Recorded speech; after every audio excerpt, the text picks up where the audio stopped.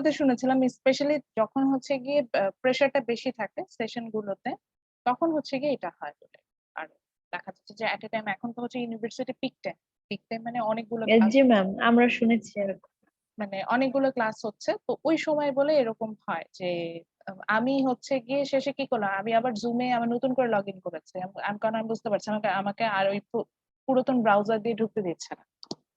So যেটাতে ছিলাম সেটা হচ্ছে কি যে আমরা দেখছিলাম যে অ্যাজ এ প্রোডিউসার আমরা যখন কথা বলছি বা অ্যাজ এ সাপ্লায়ার যখন কথা বলছি, it's hour common tendency we love to purchase more when the price sorry we love to sell more when the price is up, because there's a common tendency we find out, that is when the price is up we can make more profit, and when the price is down our profit মানে profit শেয়ারিংটা হচ্ছে কম হয়, সে কারণে আমরা কিন্তু less সাপ্লাইটা দিতে interested হই। So now সেখান থেকে আমরা একটা লতে আসতে পারি। ম্যাম, জি বলেন। ম্যাম আমার একটা কোয়েশ্চেন ছিল।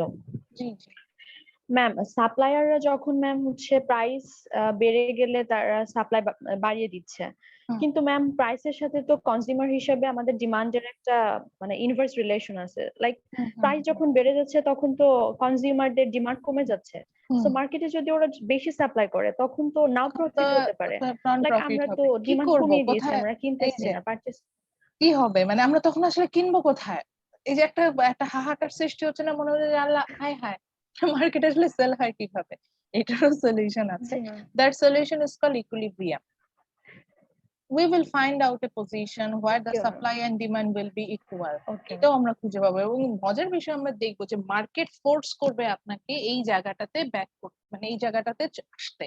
অর্থাৎ আপনার কিছু করতে হবে না, অটোমেটিক্যালি মার্কেট এমন একটা বিষয় একটা জায়গায় যে দাঁড়াবে যে আপনি অটোমেটিক্যালি ইকুইলিব্রিয়ামে চলে আসবেন। আজকে আমাদের লাস্ট টপিকে ওইটা, এটা এখানে আমরা আসবো। সো আপনার আমি এটা এইভাবেই শুরু করতাম যে আসলে তখন আমাদের একটা কোশ্চেন অ্যারাইজ হয় মনে, যে সেটা হচ্ছে গিয়ে যে আমি তো as a supplier high price আমি বেশি সাপ্লাই দিতে চাচ্ছি, but as a consumer at high price I will demand less. So what happened there? Or how we are find out the market price, বা যে প্রাইস আসলে আমরা প্রোডাক্টটা কিনি ওটাকে মার্কেট প্রাইস বলছি। সো এটা আমরা কিভাবে খুঁজে পাবো? তো এইটার রিজনটাই আমরা আসলে ওখান থেকে দেখবো। Okay, now let's talk about the law of supply. So from that curve, we find out that is price has a positive relationship with supply. So that if the other things remaining same, again, I took some factors as a constant number. আমি এদেরকে constant হিসেবে ধরে নিচ্ছি, এবং ধরে আমরা যখন দেখতে পাচ্ছি কনস্ট্যান্ট কাদেরকে ধরে নিচ্ছি সেটা আমরা এরপরে যখন শিফটিং এ যাব তখন আমরা এটা পড়বো।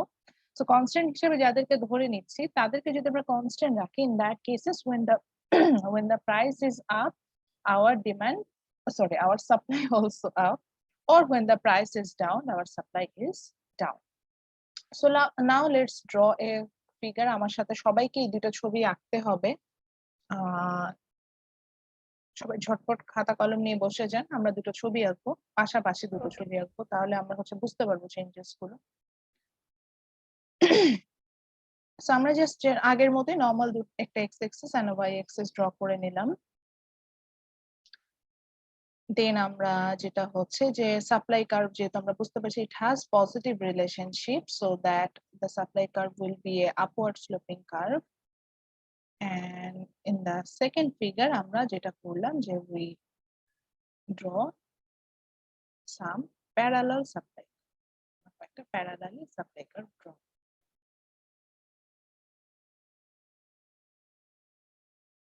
Then same thing, এটা ডিমান্ডের মতনই আসবে, that means in y axis price will show, and x axis quantity supplied, here we will show the how much product we're going to supply, that's why the quantity supply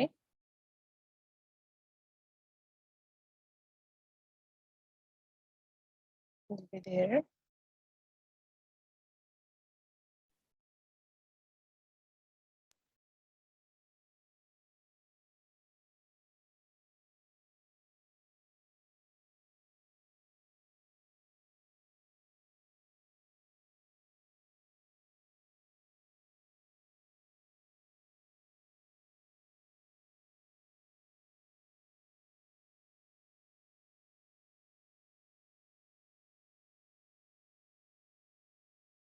And এই curve গুলো একটা নাম নিচ্ছি, like S1,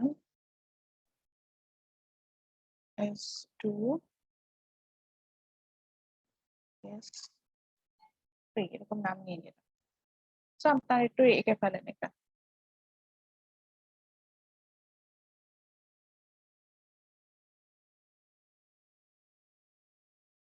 I'm done.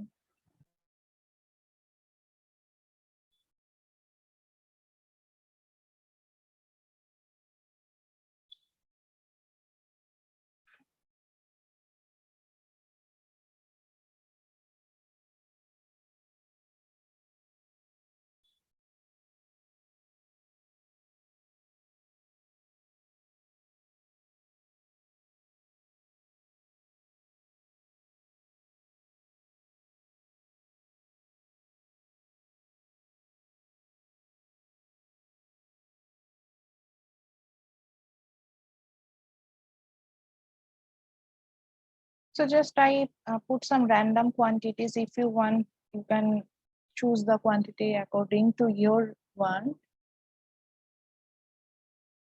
In the second figure also, I'm trying to show the different quantities at the same price, because in this figure we will show the shift in demand, a shift in supply curve. So we took a constant price, which is like the right side figure, that is 10 taka. That 10 taka, we get some different quantities.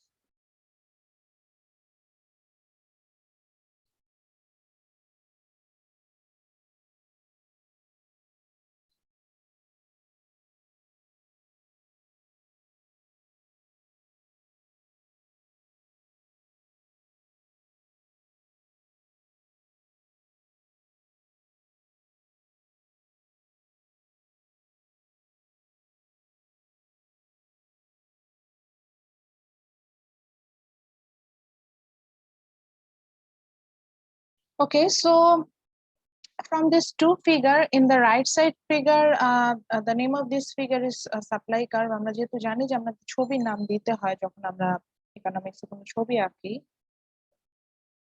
so it's the supply curve.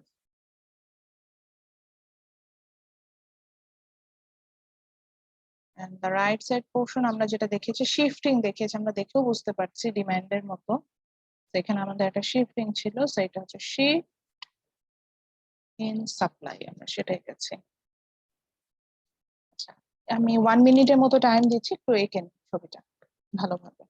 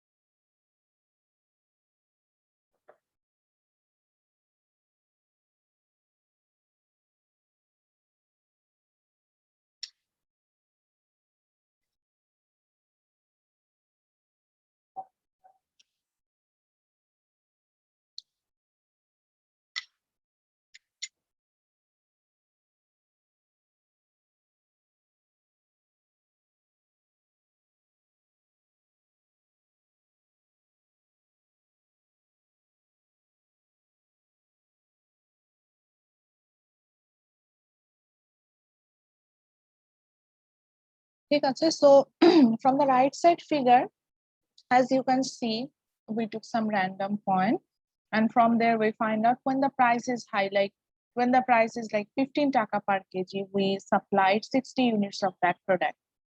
But when the price falls, আমরা কি বুঝতে পেরেছি ছবিটা এঁকেছি সবাই? Yes, জি ma'am. আচ্ছা, দেন প্রাইসটা যখন দেখেন ফল করে যাচ্ছে, like when the price falls to 10 to 15 to 10 taka, then our quantity demand falls 60 to 40 units. Or when the price falls to 15 to 5 taka, our quantity supplied falls 60 to 20 units. When it means there is a positive relationship between price and supply, quantity supply. it changes in the proportional direction, which means there is a positive relationship between them. When the price will up, our supply will up too, or when the price is down, our supply will down. So from there we find out the law, that is when the other things remaining same, we took some factors as a constant. When the other things remaining same, when the price is up, our quantity supplied also up, and when the price is down, our quantity supply will down. দেখেন এটা কিন্তু কোনো মেমোরাইজেশনের কোনো বিষয় না, আমরা এইভাবেই লিখে নিতে পারবো। আমি কিন্তু বারবার বলছি যে ইকোনমিক্স এ মেমোরাইজেশন আমরা যাব না, আমরা যদি কনসেপচুয়াল অ্যান্সারে যাই, কনসেপ্টটা এখান থেকেই আসে আমাদের। ওকে, নাও এখন আমরা রাইট সাইডের ফিগারে যখন যাচ্ছি, সেখানে আমরা যেটা দেখতে পাচ্ছি যে in the right side figure we took some random supply curve S1, S2, and S3, and from there we took a specific price which is 10 টাকা। এই যে এখান থেকে যখন 10 টাকা নিয়েছিলাম, সেম প্যারালালি দেখেন এই পাশে আমি 10 টাকা প্রাইসটাই রেখেছি। So that 10 টাকা price passes S2 curve at A point, S1 at B point, S3 at C point. And from S2 we find out that is the quantity supplied is 20 units. From S1 the quantity supplied is 60 unit, and from S3 the quantity supplied is 100 units. So what happening here actually? So here we can see when we move to leftward, আমরা বাম সাইডে যখন move করে যাচ্ছি, বাম দিকে যখন আমরা মুভ করে যাচ্ছি, like if we want to move to S3 to S1, or S1 to S2, or like S3 to S2, whatever it is, মানে আমি জাস্ট বাম সাইডে যদি মুভ করি, আমার কি মনে হচ্ছে at the same price our quantity supplied what falls, এরকম হচ্ছে না? সেম প্রাইসটা কিন্তু Yes, সেমই ma'am. আছে, কিন্তু ফল কোয়ান্টিটি করছে। সাপ্লাইটা ফল করছে। তো এই যে ফলটা করছে, এটাকে আমরা বলছি হচ্ছে কি decrease, which means when we move to leftward for supply curve, obviously when we move to leftward, বাম সাইডে যখন যাব, তখন আমরা দেখতে পাবো যে সেম প্রাইসে আমার সাপ্লাইটা ফল করতে পারে। আপনি বললেন কেন ফল করবে, রিজন গুলো আসবো, আগে বুঝে নিই যে ফল করাটা কি বুঝাচ্ছে। আবার ঠিক একই ভাবে আমরা যদি লেফট ওয়ার্ডে মুভ লেফট টু রাইট ওয়ার্ডে মুভ করি, suppose if we move to S2 to S1, or like S1 to S3, or S2 to S3. So when we move to rightward at the same price, our quantity supplied increase from 20 to 40 units, or 20 to 60, 100 units, or 60 to 100 units. So which means when we move to rightward, it means there is an increase in supply. আমার প্রাইসটা যাই হোক, সাপ্লাইটা কিন্তু বাড়তে শুরু করবে, আমার সাপ্লাইটা বেড়ে যাবে, এরকম একটা বিষয় আসবে। এখন আমরা রিজন গুলোতে যাব, কিন্তু রিজন গুলোতে যাওয়ার আগে আমরা একটু বইয়ে দেখে আসি যে বইয়ে আমাদের আসলে রিজন গুলো কি বলেছে। তো আমরা যখন বইয়ে যাচ্ছি, এটা আমাদের রেফারেন্স বুক, যেটা থ্যাংক ইউ, আমরা জানি আমরা চ্যাপ্টার 4 এ আছি, এবং দেখেন এখান থেকে বের করাটা খুব সোজা।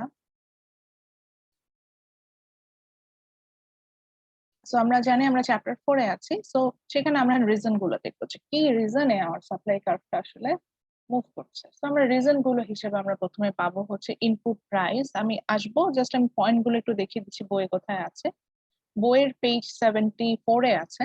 তো শিফট ইন সাপ্লাই কার্ভে সেখানে আমরা দেখতে পাচ্ছি ফার্স্ট রিজন বলবে input price, then they will talk about the technology, then expectation, number of seller, আরো একটা পয়েন্ট আছে that is the nature of state, সেটা আছে। তো আমি একটু ম্যানকিউর বই মানে পার্কিন এর বই যেতে চাচ্ছি, যে বইটা থেকে আসলে আমি আপনাদেরকে যেটাকে বলা যায় যে বইটা থেকে আসলে আমি আপনাদেরকে ইয়াটা শিখাবো, কি বলে এলাস্টিসিটি, পরের চ্যাপ্টারটা পড়াবো যে এলাস্টিসিটি বের করে রেখেছিলাম। তো ওখানে একটু সাপ্লাইয়ের একটা জায়গা দেখিয়ে আনি, তাহলে আপনাদের আরেকটা বিষয় বুঝতে সুবিধা হবে।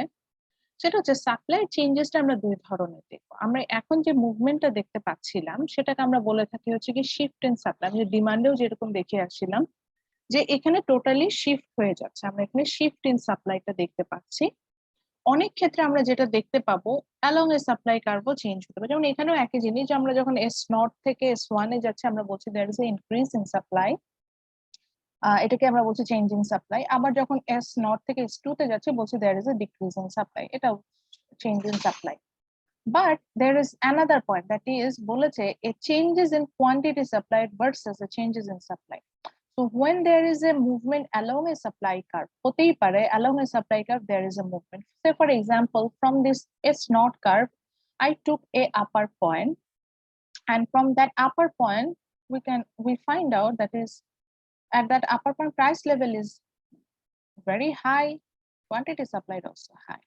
And we took a lower point, and from that lower point, we find out when the price level falls, quantity supplied also falls. So actually, এটা দেখা যায় যে একটা along a supply curve যদি আমরা মুভমেন্টে যাই, when we move to upward, উপরে sorry upper point, upper area যেটাকে বলা যায়, then we will find out there is an increase in quantity supplied.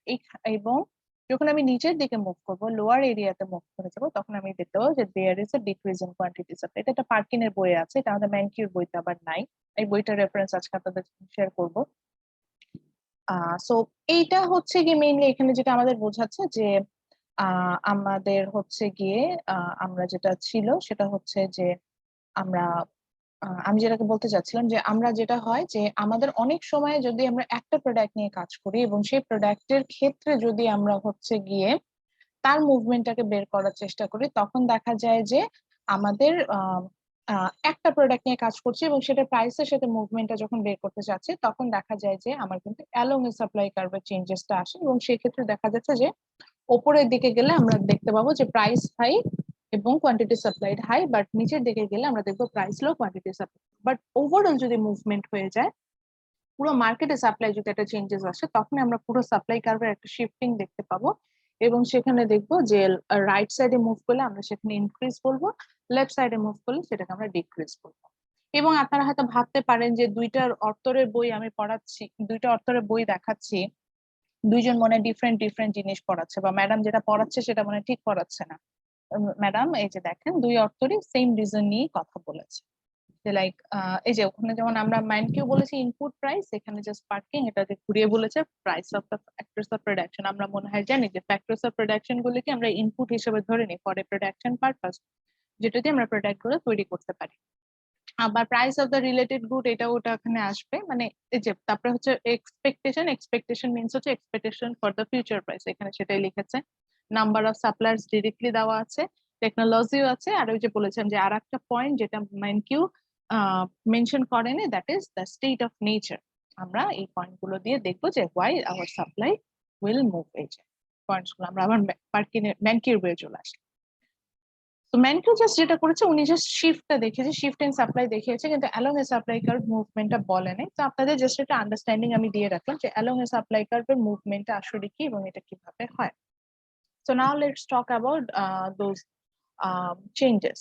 So suppose if you need less amount of money to produce any goods and services, less amount of money means if the factor price, আমরা জানি যে প্রত্যেকটা product তৈরি করতে we need specific factors of production, which is land, labor and capital.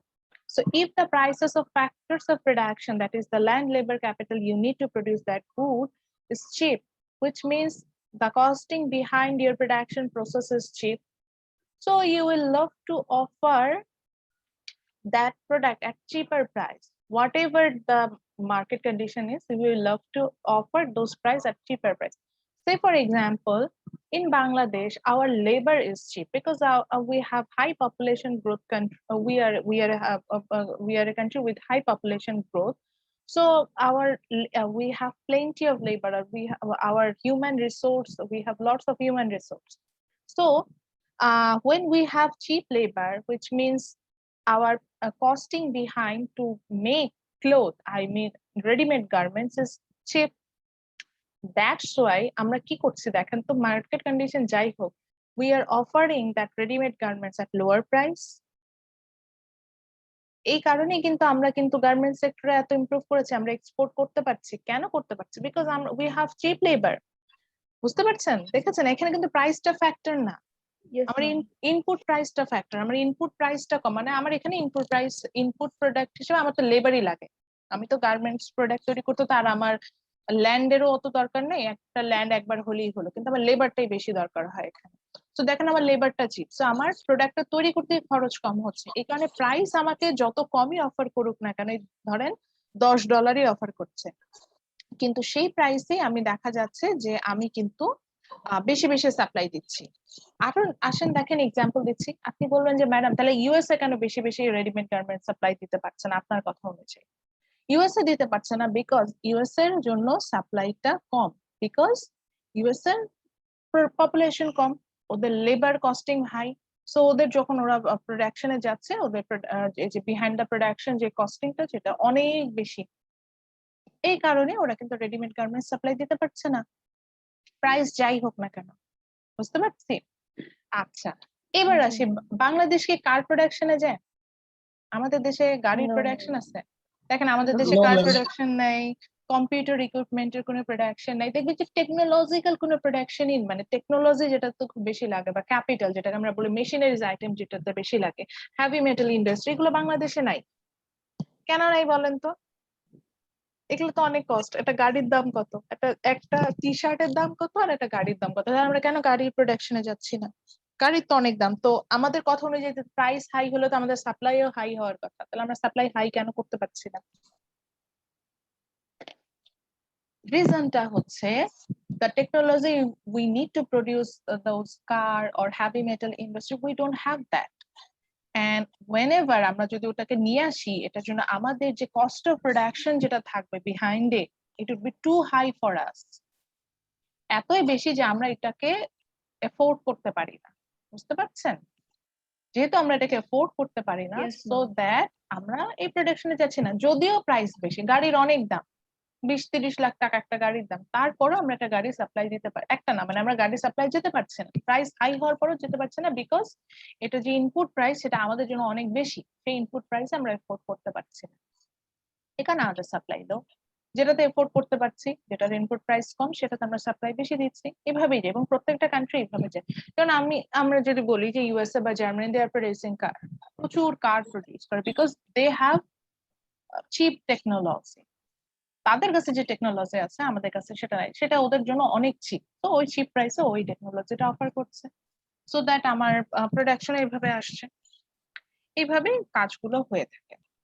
আচ্ছা, এখন কথা হচ্ছে গিয়ে যে এইভাবে যদি হয়েই থাকে, আচ্ছা মানলাম, তাহলে এখন কথা হচ্ছে গিয়ে তাহলে কি different different country different different product produce করে? অবভিয়াসলি ডিফারেন্ট ডিফারেন্ট কান্ট্রির ক্ষেত্রে আমরা দেখবো যে ওদের প্রোডাকশনটা ডিফারেন্ট ডিফারেন্ট হয়ে যাবে, এভাবে কিন্তু আমরা প্রোডাকশনটা পাবো। আচ্ছা, সেকেন্ড পয়েন্ট তাহলে আমরা কি পেলাম? আচ্ছা, তাহলে প্রথম পয়েন্ট আমরা যেটা পেলাম, আমি একটু লিখে রাখি তাহলে তাদের মনে থাকবে। প্রথম পয়েন্টে আমরা লিখলাম হচ্ছে কি ইনপুট প্রাইস, মানে আরো যদি বলতেন price of the factors of production, এইভাবেও লিখে রাখতে পারেন। সেকেন্ড পয়েন্ট আমি যেটাকে আনবো সেটা হচ্ছে টেকনোলজি। এটা অলরেডি আমরা ইনপুট প্রাইসে ডিসকাস করেই ফেলি। টেকনোলজিটা হচ্ছে কি যে if we have positive technology which will reduce their cost of production, so whatever the prices we will supply more, because রিজনটা বলে দিলাম, it will reduce your cost of the production.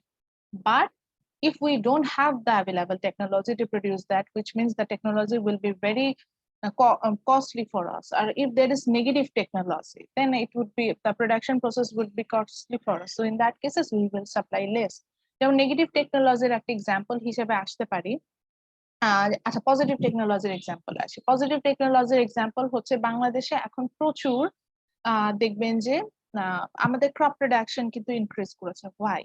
Because we have lots of positive technology in the product, crop production. আমাদের যে ED বা BD যেগুলো, মানে বাংলাদেশ ধান গবেষণা ইনস্টিটিউট, ইডি বিডি এগুলোর নাম।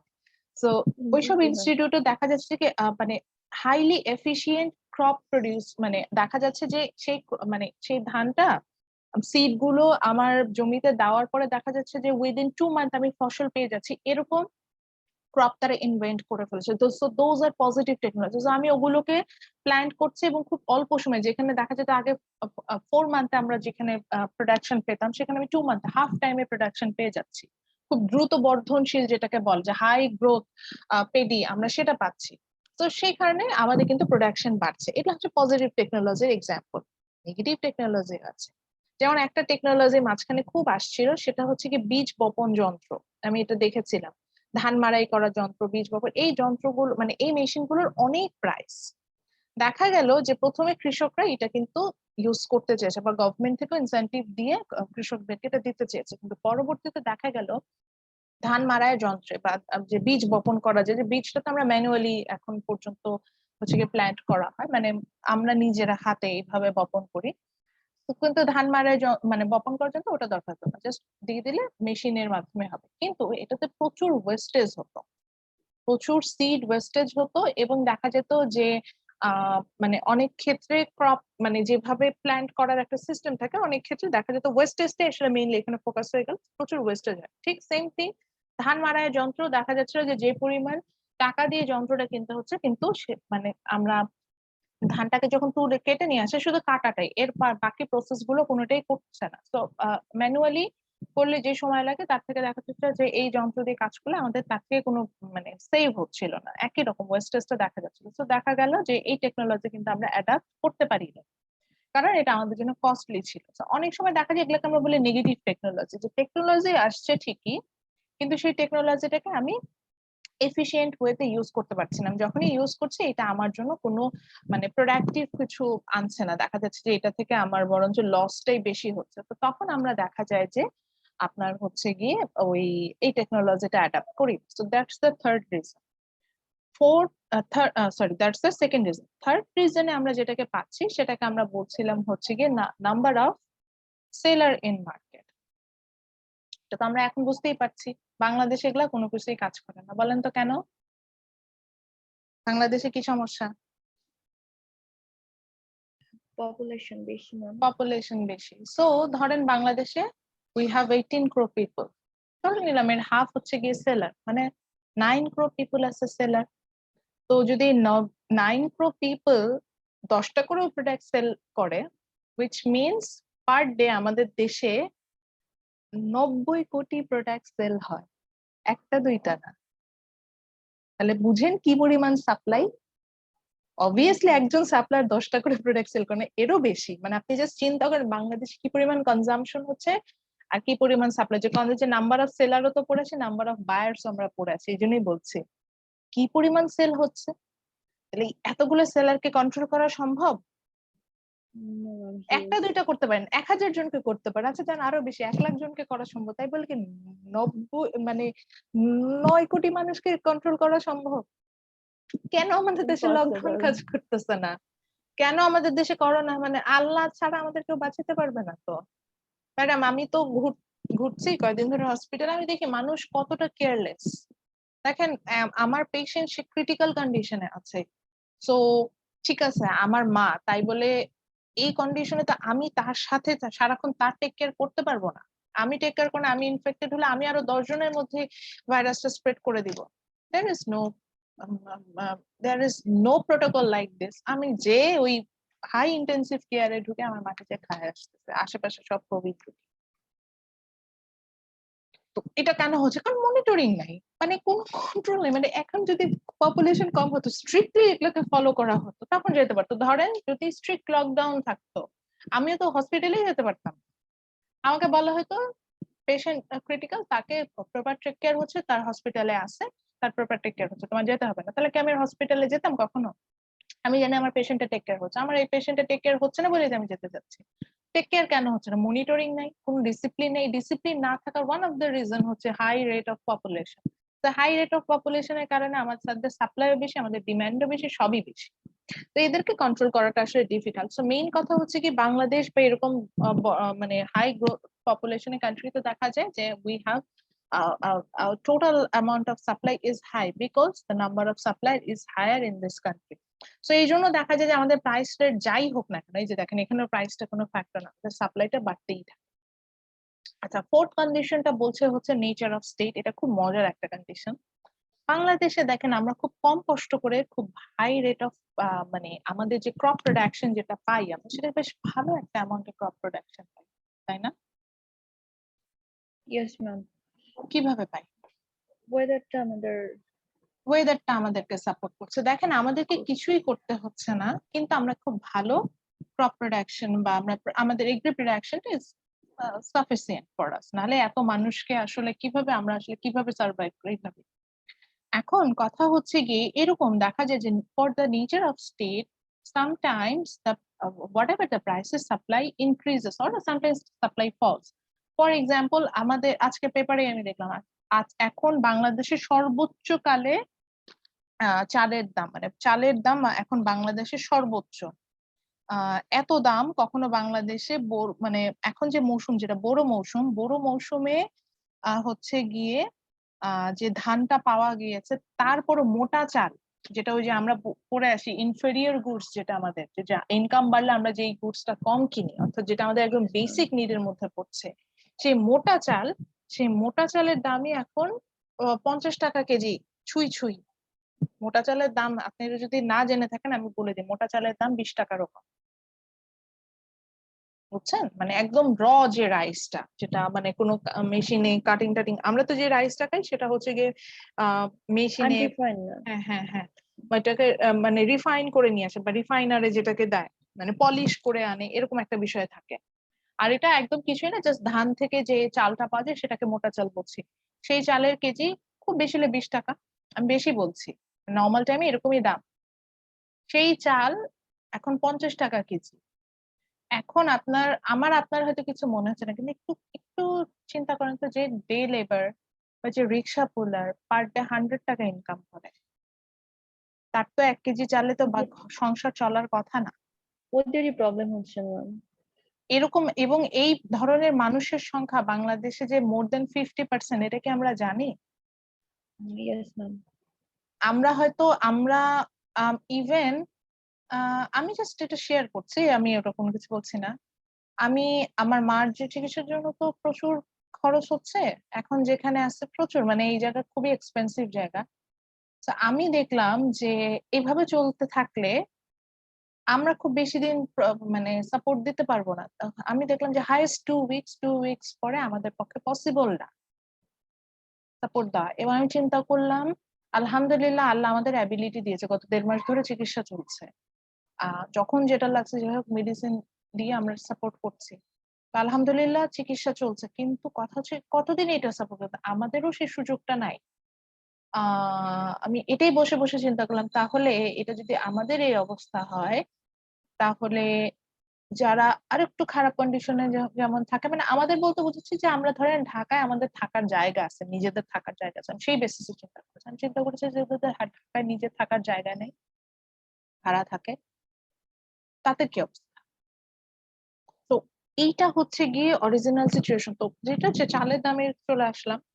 তো বাংলাদেশে দেখেন নর্মালি কিন্তু এখন চালের দামটা কেন বেড়েছে, এটার অনেকগুলো রিজন আছে। ওয়ান অফ দ্য রিজন হচ্ছে গিয়ে এই যে স্টেট অফ নেচার। কোভিড একটা সিচুয়েশন, কোভিড এর কারণে যে এটা ন্যাচারালি আসে, এটা আমার আপনার হাত নাই। তো এটার কারণে দেখা যাচ্ছে যে পরিমাণ প্রোডাকশন হওয়ার কথা, মানুষ সেভাবে কাজ করতে পারছে না, আমাদের কৃষক ভাইয়েরা সেভাবে কাজ করতে পারছেন না। তো প্রোডাকশন কম হচ্ছে। আর একটা রিজন হচ্ছে গিয়ে গত বছর থেকে এই বছর পর্যন্ত যদি দেখেন, প্রচুর ফ্লাড হয়েছে, প্রচুর হ্যাভি রেইনফল, যেটাতে ধান নষ্ট হয়ে যায়, ধানের বীজতলা নষ্ট হয়ে যায়, স্পেশালি সেই ঘটনাগুলো ঘটেছে।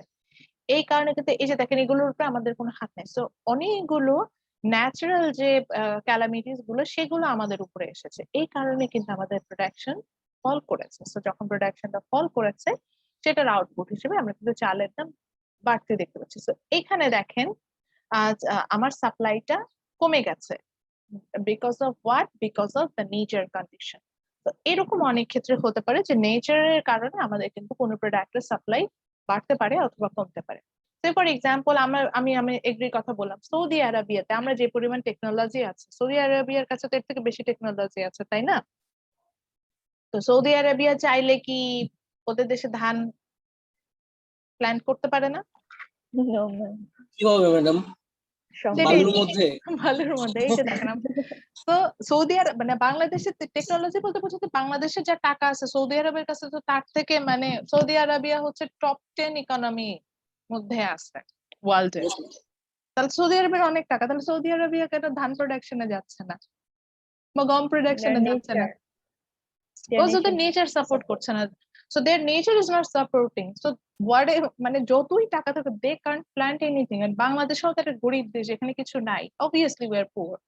সো আমাদের যেখানে কিছু নাই, সেখানে আমরা হচ্ছে গিয়ে দেখেন এরকম ধান চাল উৎপাদন করে আমরা আলহামদুলিল্লাহ আমরা বেঁচে আছি। এটাই আমি মেন করছিলাম। So nature of state is one of the important factor in supply. Okay, the last point is your expectation about what your expectation for the future price. So as a supplier, when you will expect that future price will increase, so in that cases at present you will supply less. For example, আরো একটা কারণ যে কারণে এখন ধানের দাম বেড়ে যাচ্ছে সেটা হচ্ছে কি আমাদের সাপ্লায়াররাও সাপ্লাই দিচ্ছে না, এটা আর্টিফিশিয়াল সিন্ডিকেট করছে। কারণ তারা জানে যে আর কিছুদিন এইভাবে ধরে রাখলে ধানের দাম, চালের দাম আরো বাড়বে, আমাদের আরো প্রফিট হবে। সো এট প্রেজেন্ট ও সাপ্লাই দিচ্ছে না, এটা একটা reason. So as a supply যদি আমি বুঝি যে ফিউচারে প্রাইস বাড়বে, সো ইন দ্যাট কেসে আমি প্রেজেন্টে কম সাপ্লাই দেই। আর যদি বুঝি যে ফিউচারে প্রাইস ফল করবে, তখন প্রেজেন্টে আমরা সাপ্লাইটা বেশি দিয়ে থাকি। এটা আমরা করে থাকি। যেমন এটা আরো ভালোভাবে বোঝা যায় for the seasonal fruit. Seasonal ফ্রুটের ক্ষেত্রে দেখবেন যে যখন সিজনের শুরু থাকে, আপনি আমের দোকানদারের কাছে যান, এখন আপনার আমের দোকানদার আপনাকে পাত্তাও দিবে না, কারণ এখন আমের অনেক সাপ্লাই, আমের দামও খুব বেশি। কিন্তু আর 2 সপ্তাহ পরে আমের দোকানদারের কাছে যান, তখন একদম সাপ্লাই শেষ, তখন ও জানবে যে এইটা হচ্ছে এই সময় হাই প্রাইস। ওই সময় যদি যায় বলেন মামা আমাকে 1 কেজি আম দেন, ও আপনাকে আদর করে বলবে না মামা 1 কেজি না 5 কেজি নিয়ে নেন, অনেক ভালো আম আসছে, ফজলি আম আসছে, ল্যাংড়া আম আসছে, এটা খান সেটা খান। কারণ কি ওই সময় সর্বোচ্চ দাম, এর থেকে আর বেশি দাম হবে না, ও জানে। তো ওই সময় ও প্রেজেন্টে আপনার কাছে বেশি সাপ্লাই দিতে চান। এটাই হচ্ছে সাপ্লাইয়ারদের টেন্ডেন্সি। যখন প্রাইসটা বেশি থাকে তখন মানে যদি আমি বুঝি যে ফিউচার প্রাইসটা আমার ইনক্রিজ করবে, তখন আমরা আসলে প্রেজেন্টে কম সাপ্লাই দিতে পছন্দ করি। আর যদি বুঝি যে ফিউচার প্রাইস ফল করবে, তখন প্রেজেন্টে আমরা বেশি সাপ্লাই দিতে পছন্দ করি। যেমন এই বছরের শুরুতে যখন আমি আম কিনতে গিয়েছি, আমি কত টাকা কেজি কিনলাম, 120 টাকা কেজি দিয়ে আম কেনা, তখন একদম শুরুর দিকে।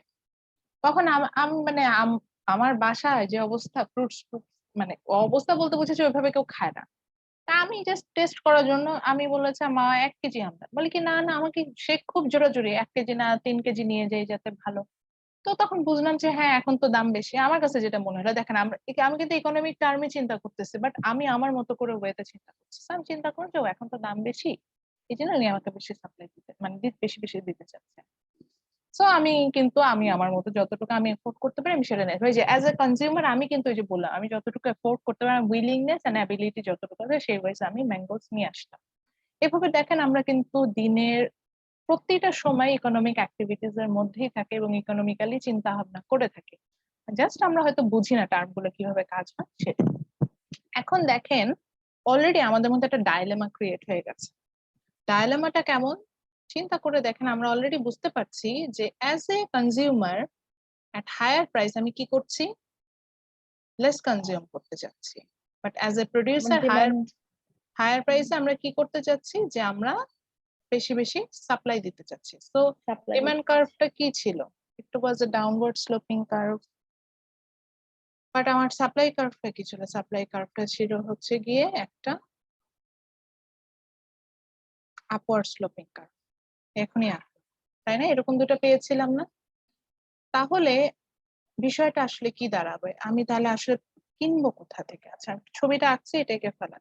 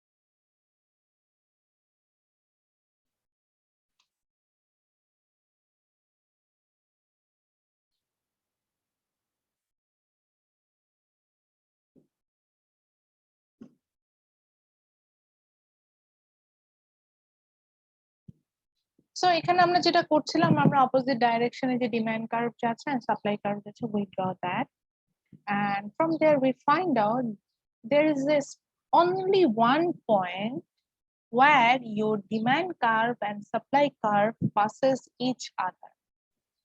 That point actually denoted by capital E. That point is called equilibrium. And the interesting thing is that if there is no incentive, which people respond to the incentive, কোনো যদি incentive না থাকে, if there is no government intervention, then a market operates at its equilibrium price. আমরা equilibrium price এ মার্কেটটা operate করব। দেখা যাবে যে মার্কেটে যে সেল যেটা হয়, আমরা যেমন যদি এখন মোটা চালের কেজি যদি 50 টাকা হয়, তার মানে মার্কেটে যদি কোনো ইনসেনটিভ কাজ না করে, গভর্নমেন্ট ইন্টারভেনশন যদি না থাকে, তাহলে দেখা যাবে যে আমার মার্কেটে যে টোটাল ডিমান্ড আছে সেটা এবং সেই ডিমান্ডে আমার সাপ্লায়াররা যতটুকু সাপ্লাই দিতে যাবে সেটা একটা ব্যালেন্সিং পয়েন্টে আসবে, যেখানে ডিমান্ড জাস্ট ইকুয়াল সাপ্লাই হবে এবং সেই পয়েন্টটাই হচ্ছে গিয়ে আমার ইকুইলিব্রিয়াম পয়েন্ট। এবং সেখান থেকে আমরা একটা প্রাইস পাবো, এটা যেখানে আমি শর্টকাটে লিখেছি ইকুইলিব্রিয়াম প্রাইস। এই প্রাইসটাকে আমরা বলে থাকি হচ্ছে কি আমাদের মার্কেট প্রাইস। তো আমি যদি পেপসি কিনে থাকি 60 টাকা per litre, which means that's the equilibrium price, এবং আমরা ওই প্রাইসে প্রোডাক্টটা কিনছি। আচ্ছা, ছবিটা আঁকি, তারপর আরো একটু এক্সপ্লেনেশন আসবে।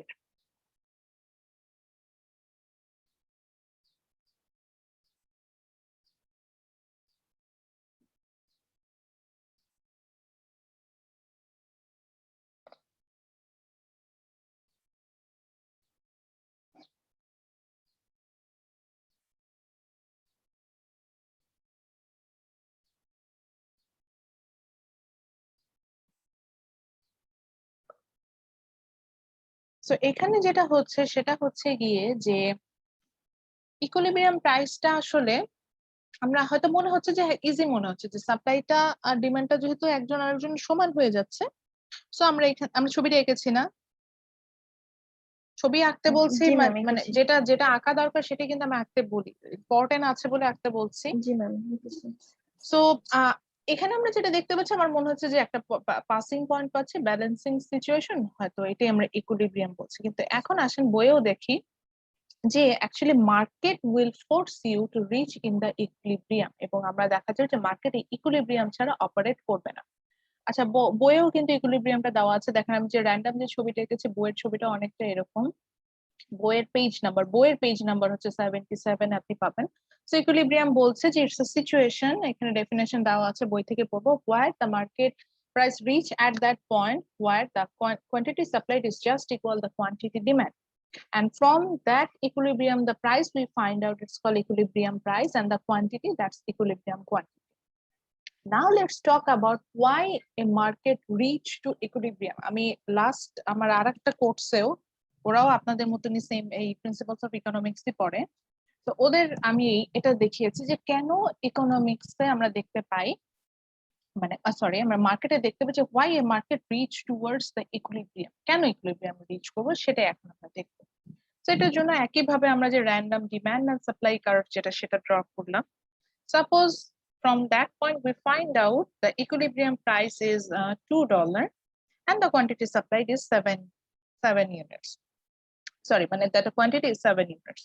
এই যে সাপ্লাই আর ডিমান্ড কার্ভের পাসিং পয়েন্ট থেকে আমরা এটা পেয়েছি। কথা হলো যে আপনার কাছে মনে হলো যে না ম্যাডাম এটা ইকুইলিব্রিয়াম হতে পারে না, আমরা একটা আপার পয়েন্ট, একটু উপরের দিকে একটা point, so we took A upper point. আমরা আপার পয়েন্টে নিলাম হচ্ছে গিয়ে আপনার $2.5 যেটা আছে সেই প্রাইসে আমরা নিলাম।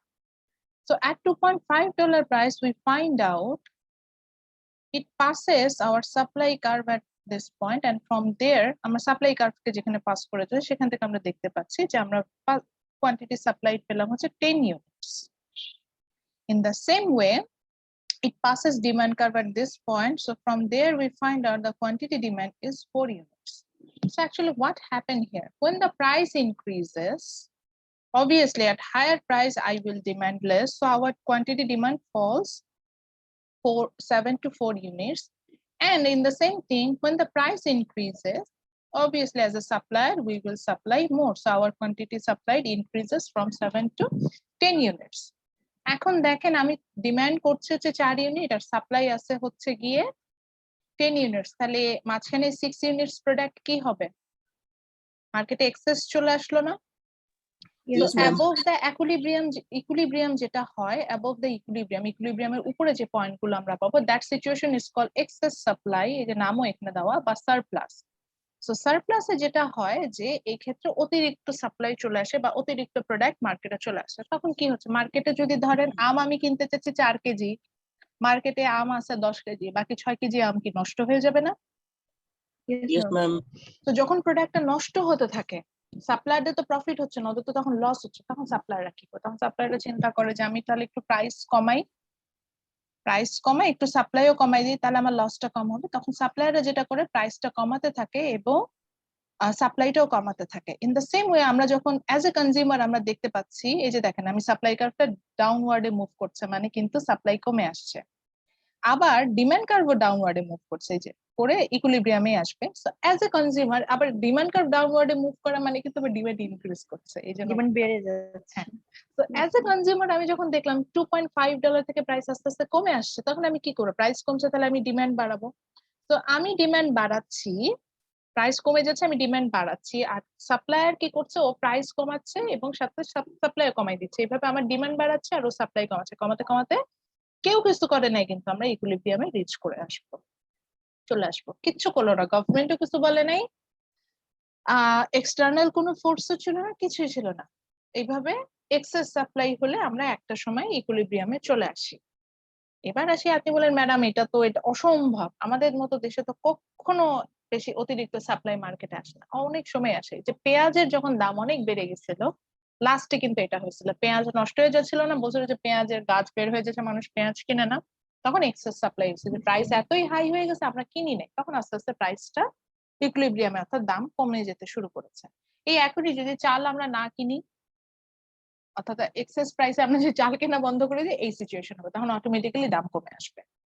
আচ্ছা, সো এবার আসি, যদি আপনি বলেন যে ম্যাডাম যদি কোনো কারণে প্রাইস ফল করে, এরকম সিচুয়েশন যদি হয়, আচ্ছা এখন দেখলাম যে আমরা প্রাইস ফল করে গেল, সো $2 থেকে প্রাইস হয়ে গেল $1.5, so at $1.5 we find out it's a lower price, so quantity demand increases 10 units, মানে আমার 7 থেকে 10 ইউনিটস এ ইনক্রিজ করলো, and quantity supplied has become 4 units, so এটা ফল করে গেল 7 থেকে 4 ইউনিটস, এন্ড কোয়ান্টিটি সাপ্লাইডই কমে গেল।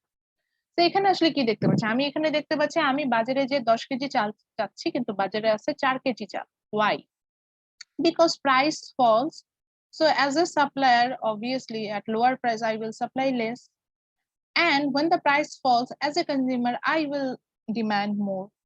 এখন আমি চাচ্ছি 10 কেজি, বাজারে আছে 4 কেজি, বাকি 6 কেজি তো আমাকে কেউ দিতে পারবে না, তাহলে কি কিছু হবে? সো এই জি, ma'am. সিচুয়েশনটাকে আমরা বলি হচ্ছে কি shortage, or more specifically it's call excess demand, ডিমান্ডটা বেড়ে গেছে।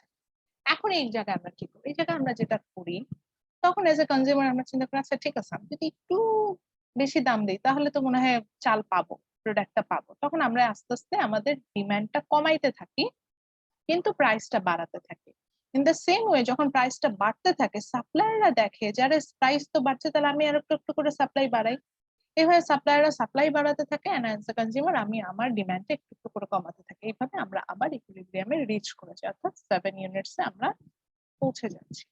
তো দেখেন কিছুই করা লাগলো না, একটা মার্কেট অ্যাজ ইট ইজ ছিল, এই মার্কেটে যে ইন্টারনাল ফোর্স গুলো ছিল, আরো মোর স্পেসিফিকলি প্রাইস রেগুলেশন বলে এটাকে, বা price force towards the equilibrium আমরা এইভাবে বলি। সো বা আরো আরো একটা নাম আছে প্রাইস অ্যাডজাস্টমেন্ট মেকানিজম, বিভিন্ন জায়গায় বিভিন্ন নামে আছে, এই জন্য বলে দিলাম।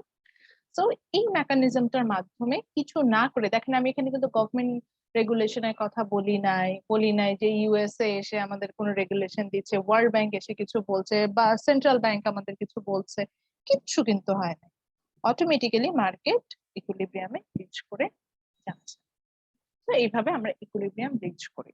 তো আমাদের আসলে হেডেক নেওয়ার কিছু নেই, কোনো প্রোডাক্টের যদি অনেক বেশি প্রাইস বেড়ে যায় অটোমেটিক্যালি এটা অ্যাডজাস্ট হয়ে যায়, ইকুইলিব্রিয়ামে রিচ করে।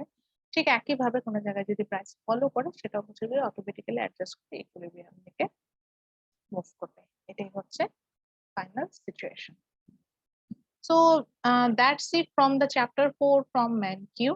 আমরা নতুন একটা চ্যাপ্টারে যাব, মানে নতুন আর একটা চ্যাপ্টার স্টার্ট করব। এখান থেকে আমাদের এখন পর্যন্ত আমরা কোনো ম্যাথমেটিক্যাল পোর্শনে যাই নাই, সে ম্যাথমেটিক্যাল পোর্শনটা পড়ার জন্য আমরা হচ্ছে কি পরের চ্যাপ্টারটাতে যাব। It's about elasticity. হ্যাঁ, আপনি হয়তো বলতে পারেন যে ম্যাডাম পার্কিনের বই থেকে, ম্যানকির বই থেকেও পড়াতে পারতেন, এনার পরের চ্যাপ্টারটাই এলাস্টিসিটির উপরে। একটু দেখিয়ে দিই দরকার হলে। এনার পরের চ্যাপ্টারটা যে এলাস্টিসিটি এন্ড ইটস অ্যাপ্লিকেশন। আমার কাছে ম্যানকিওর থেকে পার্কিনের বইয়ের এলাস্টিসিটি চ্যাপ্টারটা একটু ভালো লাগে, মানে একটু ডিটেল লেখা, এইটুকু আর কিছু না। ওইটা বোঝানোর জন্যই আমি হচ্ছে গিয়ে পার্কিনের বইটা পড়াবো, পার্কিনের বই থেকে এটাতে যাবো। তো পার্কিনের বইও এটা চ্যাপ্টার 4 এ আছে, এই বইটা অলরেডি আমি শেয়ার করে ফেলেছি, এট লাস্ট এটা শেয়ার হয়েছে আপনাদের সাথে। তো উনি আবার এই চ্যাপ্টারটার নাম দিয়েছেন জাস্ট এলাস্টিসিটি। ম্যানকিউ যেমন নাম দিয়েছে এলাস্টিসিটি এন্ড ইটস অ্যাপ্লিকেশন, ওনার এখানে নাম দেওয়া হচ্ছে elasticity. So in this chapter, after completing this chapter, you will get to know about what is elasticity and what are its application. So basically আমরা এই চ্যাপ্টারকে দুটো ভাগে ভাগ করি, একটা হচ্ছে কি ডিমান্ড সাইড আর একটা সাপ্লাই সাইড। যে একই রকম ডিমান্ড সাপ্লাই দুটো নিয়ে আসবো। ডিমান্ড সাইডে আমরা এটাকে বলছি প্রাইস এলাস্টিসিটি, মানে এখানে ডিমান্ড সাইডে আমরা পড়বো হচ্ছে price elasticity of demand, income elasticity of demand and cross price elasticity of demand, and supply side এ শুধু price elasticity of supply পড়ে আসবো। সো এটার জন্য আমাদের হচ্ছে গিয়ে একটা স্লাইডও আছে, স্লাইডটা এখন আমি আপনাদের সাথে শেয়ার করি নাই, এরকম আমরা একটা স্লাইড করব যে এলাস্টিসিটির উপরে। এই তো। So what is elasticity? Elasticity নিয়ে যদি আমাদের মানে যদি নাও বুঝি, নর্মালি আমরা বুঝি এলাস্টিসিটি দিয়ে যেটা বুঝি, it's means what? The synonym of elasticity is like flexibility. When a product is flexible, when a good is flexible, it's called elastic. যেমন আমি একটু আগে আমার জাস্ট আমি এলাস্টিসিটি পড়াবো তো আমার মাথায় ওটা ঘুরছিল যে, তো আমার মানে আমি যে ক্লোথটা পরে আছি এটা ধরে আমার কাছে মনে হলো আমার ক্লোথটা অনেক এলাস্টিক। তো কিভাবে বুঝলাম ক্লোথটা এলাস্টিক? ক্লোথটা দেখা যাচ্ছে যে আমি যখন এটাকে প্রেসার দিচ্ছি তখন ক্লোথটার ভলিউমে একটা চেঞ্জেস আসছে, বাট প্রেসারটা যখন ইরেজ করছি এর যে প্রিভিয়াস যে ভলিউম যেটা সেটাতে ব্যাক করে আছে। এই যে এরকম সিচুয়েশনটাকে আমরা কিন্তু এলাস্টিক বলি, তাই না? এলাস্টিসিটি বলি। যেমন আমরা যে হেয়ার ব্যান্ড ইউজ করি এটাকে আমরা বলি এলাস্টিক। দেখা যাচ্ছে যে আমরা যখন প্রেসার ক্রিয়েট করি হেয়ার ব্যান্ডটার ভলিউমটা ইনক্রিজ করে, আবার প্রেসারটা যতটুকু প্রেসার ক্রিয়েট করি ঠিক ততটুকু ভলিউম ইনক্রিজ করে। যে প্রেসারটা রিমুভ করে দিই ভলিউমটা অ্যাজ ইট ইজ যা ছিল সেখানে ব্যাক করে আসে, এরকম হয় না? জি ম্যাম। আচ্ছা, না বুঝলে আমি আবার বুঝাই। এলাস্টিক তো বুঝি, এই ওয়ার্ডটা তো শুনেছি। জি ম্যাম। এলাস্টিক কি? যে কোনো প্রোডাক্টকে টানলে, আমরা সহজ বাংলায় বলে, টানলে বড় হয় আর টান না দিলে ছোট হয়ে যায়। তো যারা সায়েন্সে ছিলেন, টান তো আমরা ওখানে বলি না, ওখানে আমরা বলি প্রেসার, বল প্রয়োগ করা যেটাকে বলে।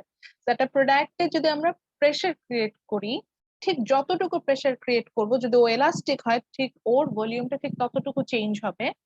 দেন আবার যখন আমি প্রেসারটা রিমুভ করে দিব ও it will back to its previous situation. এইটাকে আমরা বলি হচ্ছে গিয়ে এই পুরো ব্যাপারটা হচ্ছে এলাস্টিসিটি। এখন আপনি বললেন ম্যাডাম কোথায় বল প্রয়োগ আর কোথায় ইকোনমিক্স? এইখানে দুইটার মধ্যে আপনি আসলে রিলেশনশিপটা কিভাবে দেখাবেন? এটাই তো মজা, এটাই বলা যে এলাস্টিসিটি। না না বুঝেছি। তো এইখানেই হচ্ছে মজা, এইখানে আমরা রিলেশনশিপটা দেখব। সো ডিমান্ড এলাস্টিসিটি মানে এমন একটা কিছু করব যেখানে ডিমান্ডের একটা ফ্লেক্সিবিলিটি পাবো, বা সাপ্লাই এলাস্টিসিটি তার মানে এমন একটা কিছু করব সেখানে সাপ্লাইয়ের একটা ফ্লেক্সিবিলিটি পাবো। তো সেই ফ্লেক্সিবিলিটি গুলোই কিভাবে পাবো এবং কিভাবে আসবে সেটাই আমরা হচ্ছে এখানে দেখবো। তো প্রথম যে পয়েন্টটা আমরা পাবো সেটা হচ্ছে প্রাইস এলাস্টিসিটি অফ ডিমান্ড। আমি যদিও ডেফিনেশনে এখনো আসেনি, জাস্ট বোঝানোর জন্য বলছি। তো তার মানে এখানে প্রাইস এবং ডিমান্ডের মধ্যে একটা কিছু একটা এলাস্টিসিটি মানে ফ্লেক্সিবিলিটি আমি দেখানো শুরু করব। বা এর পরেরটা যেমন আছে হচ্ছে ইনকাম এলাস্টিসিটি অফ ডিমান্ড। তার মানে এখানে ইনকাম এবং ডিমান্ডের মধ্যে কোনো একটা এলাস্টিসিটি দেখাতে থাকবো। এরকম ভাবে আমরা কিন্তু আসবো। তো এখন কথা বলি আসলে what is elasticity. So in science এইভাবেই বলে যে elasticity means it will show you the percentage change in dependent variable due to percentage change in independent variable. অর্থাৎ একটা ডিপেন্ডেন্ট ভেরিয়েবল এর জন্য তার ইন্ডিপেন্ডেন্ট ভেরিয়েবলে যে চেঞ্জেসটা আসবে, উল্টা বলে ফেলেছে। মানে একটা ডিপেন্ডেন্ট ভেরিয়েবলের জন্য ইন্ডিপেন্ডেন্ট ভেরিয়েবলের জন্য আমার ডিপেন্ডেন্ট ভেরিয়েবলে যে চেঞ্জেসটা আসবে সেটাকে বলছে এলাস্টিসিটি। মানে আমার একটা ভেরিয়েবল আছে যেটার ভ্যালু আমি অলরেডি জানি, সেটার কারণে যে ভেরিয়েবলটার ভ্যালু জানি না সেটার মধ্যে যে চেঞ্জেসটা আসবে সেটাকে আমরা বলছি হচ্ছে গিয়ে এলাস্টিসিটি। এটা যেটা দিয়ে ফাইন্ড আউট করে সেটাকে আমরা বলছি হচ্ছে এলাস্টিসিটি। যেমন হচ্ছে গিয়ে আচ্ছা, এই এলাস্টিসিটিকে আমরা ইকোনমিক্সে হচ্ছে ই দিয়ে দেখাই, যেটা এলাস্টিসিটি এখান থেকে ক্যাপিটাল ইটা এসেছে। দিয়ে দেখাই, এবং এলাস্টিসিটির ফর্মুলাটা এরকম হয় যে যেহেতু আমি পার্সেন্টেজ চেঞ্জের কথা এখানে এনে ফেলছি, সো দ্যাটস ওয়াই ফর্মুলাটা এরকম হয় যে percentage change in del Y, এই ট্রায়াঙ্গেল সিম্বলটার নাম হচ্ছে delta, delta Y divided by percentage change in delta X. এখন কথা হচ্ছে গিয়ে এই ডেলটা কি, এই ডেল সাইন যেটাকে একটা ট্রায়াঙ্গেল আমরা ড্র করব, একটা ট্রায়াঙ্গেল, এইটার মিনিং হচ্ছে গিয়ে ফিজিক্স বলেন, কেমিস্ট্রি বলেন, ইকোনমিক্স বলেন, এটার একটা নাম আছে, এটার নাম হচ্ছে চেঞ্জ। এটাকে আমরা বলে থাকি চেঞ্জ। এবং যখনই আমরা চেঞ্জ বের করতে যাই কোনো প্রোডাক্টের, যে কিছুরই হোক, ধরেন আপনার ইনকাম আগে ছিল 100 টাকা, এখন ইনকাম হয়ে গেল 1000, তাহলে what's your change in income? আমি বলবো যে আপনার নতুন ইনকাম থেকে পুরাতন ইনকামটাকে মাইনাস করেন, তাহলে ইনকামের চেঞ্জেসটা বের হয়ে যাবে। এই যে এইভাবে, অর্থাৎ আমরা যখনই কোনো কিছু চেঞ্জ বের করতে যাই তখন আমরা নিউ মাইনাস ওল্ড এইভাবে আসে। অর্থাৎ আমরা কিন্তু এখান থেকে পুরাতনটা থেকে নতুনটা মাইনাস করি, এভাবে হচ্ছে কি আমরা এখানে পাবো। সো যখন আমরা এই ডেল সাইনটা ইউজ করব, তার মানে এখানে আমরা কোনো একটা চেঞ্জেস দেখাবো, এবং চেঞ্জেসটা দেখাবো হচ্ছে যেমন এখানে ডেল ওয়াই বলেছে। নর্মালি আমরা যখন গ্রাফ গুলো ড্র করি, ওয়াই এক্সিসটা হচ্ছে গিয়ে আপনার, ওয়াই এক্সিসে যে ভেরিয়েবলটা থাকে সেটা হচ্ছে গিয়ে আপনার যেটা বলে যে ডিপেন্ডেন্ট ভেরিয়েবলটাকে শো করে, আর এক্স এক্সিসে যে ভেরিয়েবলটা থাকে সে হচ্ছে ইন্ডিপেন্ডেন্ট ভেরিয়েবলটাকে শো করে। তো এখানে আমরা যেটা দেখতে পাচ্ছি, জি বলেন। ডিপেন্ডেন্ট ভেরিয়েবলের প্রাইসটা আমাদের জানা থাকে? না, ডিপেন্ডেন্টটা আমরা জানি না, ওকে ম্যাম, ও ইন্ডিপেন্ডেন্ট ডিপেন্ড করছে, আর ইন্ডিপেন্ডেন্টের ভ্যালুটা আমরা জানি। ওকে। সো মেইনলি এলাস্টিসিটি মানে হচ্ছে ডিপেন্ডেন্ট ডিভাইডেড বাই ইন্ডিপেন্ডেন্ট, যেটার ভ্যালু জানি না সেটা ডিভাইডেড বাই যেটার ভ্যালু জানি।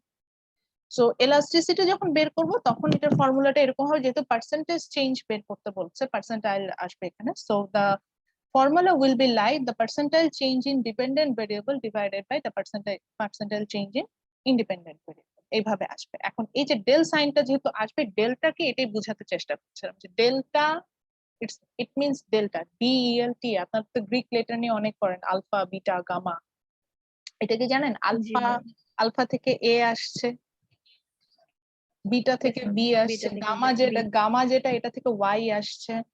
তো ডেল্টা, এই ডেল্টা থেকে ডি আসছে বলা হয়। তো এই ডেল্টা সাইনটা মিনিং, অরিজিনালি এই ডেল্টা সাইনটার মিনিং জানি না, তো ফিজিক্সে বা এই যে বললাম ইকোনমিক্সে আমরা ডেল্টাটা ইউজ করি হচ্ছে, বা ম্যাথমেটিক্সও ইউজ করা হয় ডেল্টা বলতে চেঞ্জেসটা বের করার জন্য, পরিবর্তন যেটা বাংলায় বলছি, এই চেঞ্জেস বের করার জন্য আমরা ডেল্টা সিম্বলটা ইউজ করে থাকি। ইভেন আপনাদের যদি কেউ সায়েন্সে থাকেন, সায়েন্স ব্যাকগ্রাউন্ডে থাকেন, অবশ্য নাও জানা দরকার নাই, মানে নর্মাল যে ম্যাথমেটিক্সে আমরা যদি ডিফারেন্সিয়াল ক্যালকুলাস নিয়ে আমাদের আইডিয়া থাকে, ওই যে ডিফারেন্সিয়েট করা যেটা, সেইখানেও কিন্তু আমরা এই ট্রায়াঙ্গেল সিম্বলটা, এই ডেল্টা সিম্বলটা ইউজ করি, এবং সেখানেও ডিফারেন্সিয়েট মানে চেঞ্জেসটাই বুঝে, পরিবর্তনটা বুঝে, বড় থেকে ক্ষুদ্রতে ক্ষুদ্র পরিবর্তন, যেটা ছোট ছোট ভ্যালুটা থেকে কিভাবে আমরা বড় বড় ভ্যালুটা পাচ্ছি, তো এখানেও কিন্তু আসে। তো ওই সেম সেম সিম্বল হিসেবে আমরা এটা ইউজ করছি। আর যদি নাও বুঝেন, জাস্ট এটুকু বুঝে রাখেন, আমরা একটা নতুন সিম্বল শিখলাম, দ্যাটস এ ট্রায়াঙ্গেল সিম্বল। এই ট্রায়াঙ্গেল সিম্বলটার নাম হচ্ছে গিয়ে ডেল্টা, ডেল্টা মিনিং হচ্ছে চেঞ্জ, চেঞ্জ মিনস হচ্ছে নিউ মাইনাস ওল্ড।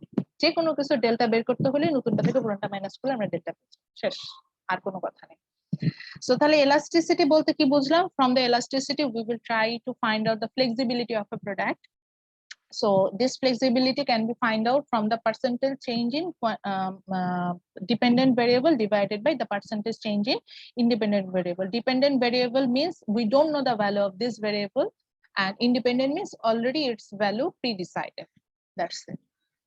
So আমি এটা দিয়ে শেষ করব, আজকে কোনো ফর্মুলাতে যাব না, আজকে বেসিক আইডিয়া গুলো দিব, কারণ এটার জন্য আমার আরো দুইটা ছবি আঁকতে হবে। আজকে অলরেডি আপনারা দুইটা ছবি এঁকে ফেলেছেন, এই কারণে হচ্ছে আজকে আর ছবি আঁকাবো না, এই কারণে আমি জাস্ট বোঝাবো।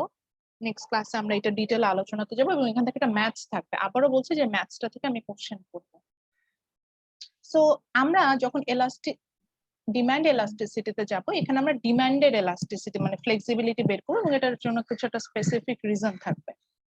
মনে রাখার সহজ উপায় হচ্ছে গিয়ে, আমি একটা ব্র্যাকেট দিলাম এই কারণে, এলাস্টিসিটি টার্মের পরে যে ভ্যালুটা থাকবে, মানে এলাস্টিসিটির পরে যে ওয়ার্ডটা থাকবে, মনে রাখতে হবে যে সেইটার চেঞ্জেস, অর্থাৎ এটাই হবে আমার ডিপেন্ডেন্ট ভেরিয়েবল। আর এলাস্টিসিটির আগে যে ভেরিয়েবলটা থাকবে সেটা হবে আমার ইন্ডিপেন্ডেন্ট ভেরিয়েবল। এখন বললেন যে ম্যাডাম এখানে ডিমান্ড আছে বলে আপনি, হ্যাঁ ডিমান্ড আছে বলে ডিমান্ডকে আমি ডিপেন্ডেন্ট ভেরিয়েবল, যদি এখানে সাপ্লাই থাকতো সাপ্লাইকে নিতাম। সাপোজ যদি এখানে কি আর আসতে পারে, ইনকাম থাকতো আমি ইনকামকে নিতাম। এখানে যদি ধরেন সাবস্টিটিউট থাকতো সাবস্টিটিউট করতে দিতাম। মেইন কথা হচ্ছে কি এলাস্টিসিটির পরে যে টার্মটা থাকবে that would be our dependent variable, and elasticity আগে যে ভ্যারিয়েবলটা থাকবে that would be our independent variable. So which means when we talk about the price elasticity of demand, দেখেন আমি কিন্তু এখনো ডেফিনেশনে যাইই না, আমি জাস্ট এই ওয়ার্ডটা থেকেই বলছি, এবং আমি কিন্তু ডেফিনেশন কখনো মেমোরাইজ করি না, জাস্ট আমি এই কনসেপ্টটা মনে রাখি।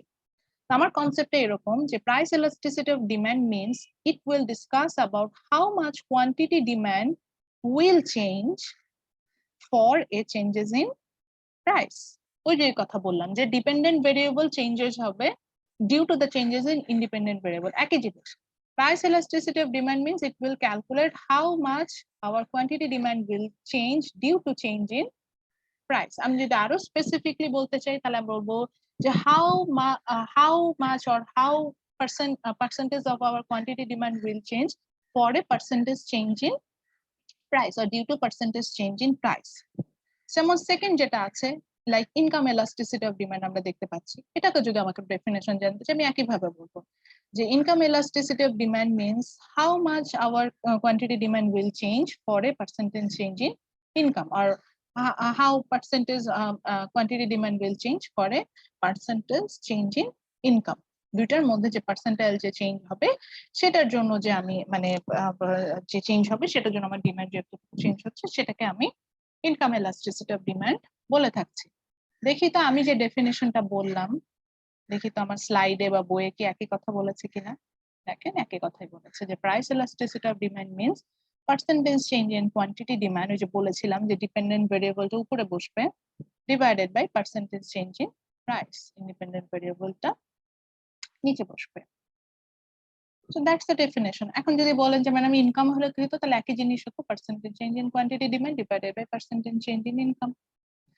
ক্রস প্রাইস elasticity, এটার নাম হচ্ছে ক্রস elasticity লেখা, এটার আরেকটা নাম হচ্ছে ক্রস প্রাইস elasticity, এটা পরে আসবো। তো এটাও একই ধরনের দেখবে যে প্রাইসের সাথে কিন্তু এখানে একটা ক্রস প্রাইস হবে, একটা ডিফারেন্ট প্রোডাক্ট, ওই যে সাবস্টিটিউট নিয়ে পড়ে আসছিল না, সাবস্টিটিউট প্রোডাক্ট তার প্রাইসের চেঞ্জের জন্য আমার একটা প্রোডাক্টের প্রাইসের চেঞ্জেস আসবে।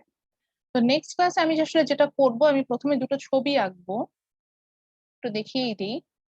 আমি দুটো ছবি আঁকবো, ছবিটা আছে এখানে। সো এই যে দেখেন দুটো ছবি আঁকবো, একটু আঁকার ফলে আপনারা দেখতে পাবেন যে আমরা এলাস্টিক ডিমান্ড কার্ভ পাবো এবং একইভাবে ইনএলাস্টিক ডিমান্ড কার্ভও আমরা একটা পাবো।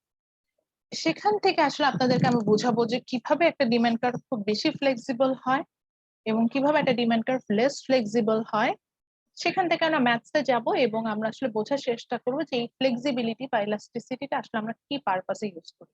আমি বলেই দিই এলাস্টিসিটিটা আসলে আমাদের ইউজ হবে, আমরা যখন ইকুইলিব্রিয়াম অলরেডি বুঝে গেলাম, আমাদের হয়তো এখন একটা কোশ্চেন আসছে যে আমরা তাহলে কিভাবে হচ্ছে গিয়ে মানে আমাদের এখন একটা প্রশ্ন আসছে যে আমরা কিভাবে প্রাইসিংটা সেট করব, বা এটার কোনো ইন্ডিকেটর আছে কিনা যেখান থেকে আমরা আসলে প্রাইসটা বের করে নিতে পারি। সো এখানে প্রাইসিংটা সেট করার আমাদের কিছু ইন্ডিকেটর থাকে এবং আসলে কিছু পলিসি থাকে যেভাবে চাইলে আমরা একটা প্রোডাক্টের প্রাইসটা সুন্দরভাবে ডিসাইড করে ফেলতে পারি। তো এই বিষয়গুলো নিয়ে আসলে মেইনলি এখানে আলোচনাগুলো হবে, যে প্রাইস গুলো কিভাবে পাবো, ইন্ডিকেটরস গুলো কিভাবে আসবে, এটা হচ্ছে গিয়ে বিষয়। আচ্ছা আমাকে এখন একটু সময় দেন, আমি একটু অ্যাটেন্ডেন্সটা নিয়ে নিই।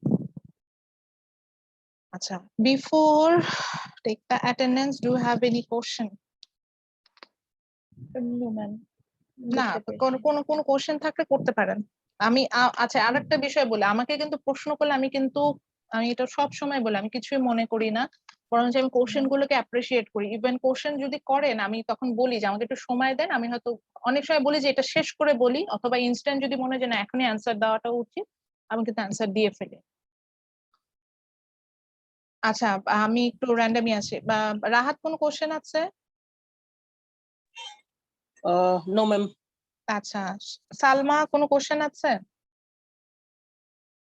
সালমা, মল্লিকা, আবির কোশ্চেন তো করেন আপনারা, বুঝি নাই এমন কোন জায়গা আছে? No ma'am. আচ্ছা আপনাদের জন্য আজকে একটা সাজেশন আছে, আজকে আমরা কিন্তু একটু বেশ বড় একটা টপিক কভার করে আছে, বড় না মানে একটু কনসেপ্টটা একটু ক্লিয়ার হওয়ার মতো কিছু টপিক কভার করে আছে। আজকে অবশ্যই ক্লাস শেষে আমরা যাতে বইটা খুলে একটু দেখি, তাহলে দেখবেন যে আর কোনো ম্যাম অসুবিধা আমার নেই। একটা কোশ্চেন, হ্যাঁ হ্যাঁ, ম্যাম বলেন আমি বলেন বলেন বলেন। ইকুইলিব্রিয়ামের চিত্রটা অঙ্কন করছি, কিন্তু এর আগে আমি জয়েন করিনি তো ম্যাম। দুইটা চিত্রের কথা আপনি বললেন, আর একটা কোনটা? সাপ্লাইটা পড়িয়েছি, সাপ্লাই তো লাস্ট ক্লাসও পড়েছিলাম। ল অফ সাপ্লাইটা কিভাবে আসলো সেটা দেখিয়েছি, এবং পরবর্তীতে চেঞ্জেস ইন সাপ্লাই, যেটা যে শিফট ইন সাপ্লাই, সাপ্লাইটা যে শিফট করে, ইনক্রিজ করে, ডিক্রিজ করে, ওই রিজন গুলো নিয়ে আমরা স্টাডি করেছি। Okay ma'am. আচ্ছা, so kindly response to your attendance. Hamim Rayan Majumdar করে যদি শুনেন, কিছু স্টুডেন্টকে আমি পাচ্ছি তাদের অ্যাটেন্ডেন্স নেই, এবং আমি জানি না যে তাদের রিজনটা কি। যেমন হামিমের বিষয়টা আমি জানি, ওনার ওভারল্যাপ আছে, সো ওনার অ্যাটেন্ডেন্স আমি একমাত্র কনসিডার করব যদি উনি ক্লাসের রেকর্ডেড ভার্সন গুলো দেখে আমাকে সেভাবে ফিডব্যাক দিতে পারেন, তখন আমি ওনার অ্যাটেন্ডেন্স কনসিডার করব। ম্যাম ওনারটা হিমা ক্লাসে আছে, ও কানেক্টিং মেসেজ করছে।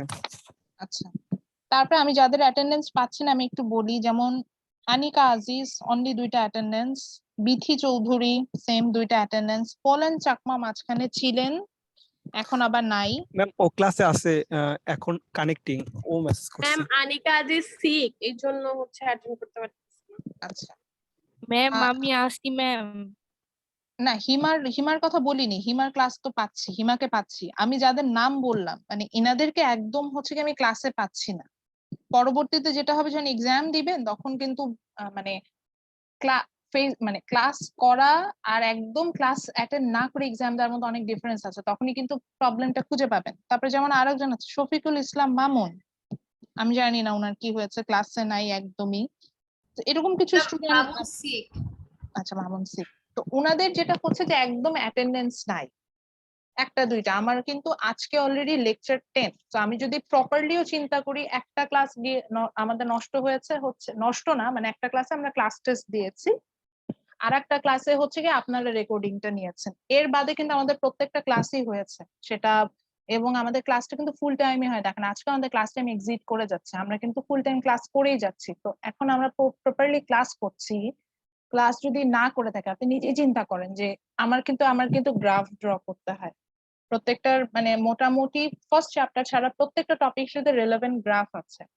এখন আপনার কি মনে হয় যদি একদম ক্লাস না করেন, না আমার সাথে যদি ড্র না করেন, বোঝার না চেষ্টা করেন, পরবর্তীতে জাস্ট নিজে ম্যাটেরিয়ালস গুলো পেলে আপনার পক্ষে ভালো একটা এক্সাম দেওয়া পসিবল বা কনসেপ্টটা ক্লিয়ার হওয়া পসিবল?